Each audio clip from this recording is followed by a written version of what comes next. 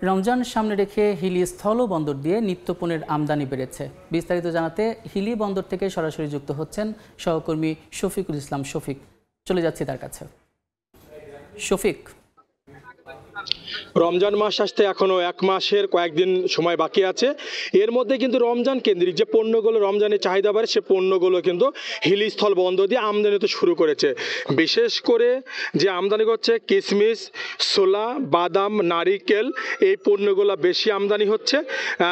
বর্তমানে হিলি স্থল বন্দরে যে পণ্যগুলো ভারত থেকে আসছে সেগুলো বন্দর থেকে বিক্রি হচ্ছে। বাদাম প্রতি কেজি বিক্রি হচ্ছে 135 থেকে 140 টাকা, কিশমিশ 420 টাকা কেজি, ছোলা 100 থেকে 105 টাকা কেজি। নারিকেলের প্রতি বস্তা যেখানে 70 থেকে 80 পিস আছে সেটা 6200 টাকা। ইতিমধ্যে এই পণ্যগুলো বিভিন্ন জায়গা থেকে আসতেছে, যেমন নারিকেল আসছে তামিলনাড়ু থেকে। আর এখানে প্রতি বছরের মতো তারা, যদিও এই পণ্যগুলো রমজানের আগ মুহূর্তে আসে, তবে যেহেতু চাহিদা আছে, চাহিদা থাকায় ব্যবসায়ীরা কিন্তু অগ্রিম আমদানি করছে।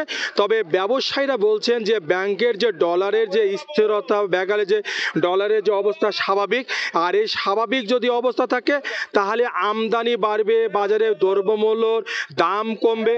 তবে আমদানিকারকদের সাথে আমি কথা বলেছি, আমদানিকারকরা বলছেন বর্তমানে ব্যাংকগুলোতে কিন্তু ডলারের কোনো ক্রাইসিস নাই, ডলারের যে দাম সেটা স্বাভাবিক রয়েছে।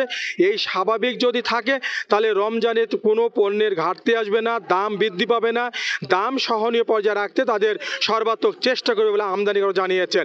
আমি এখানে সিএনএফ বা বিভিন্ন যারা কর্ম করেন তারাও বেশ একটা স্বস্তির মধ্যে যে এই পণ্যগুলো প্রতিদিনই আসছে।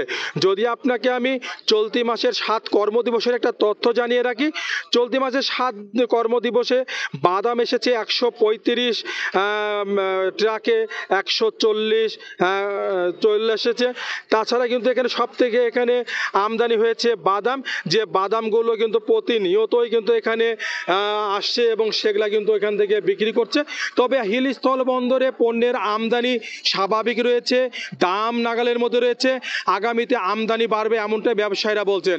হিলি স্থল বন্দর থেকে আমদানি বাণিজ্য নিয়ে এতটুকু ছিল আমার কাছে সর্বশেষ। সরাসরি যুক্ত ছিলাম হিলি স্থল বন্দরে।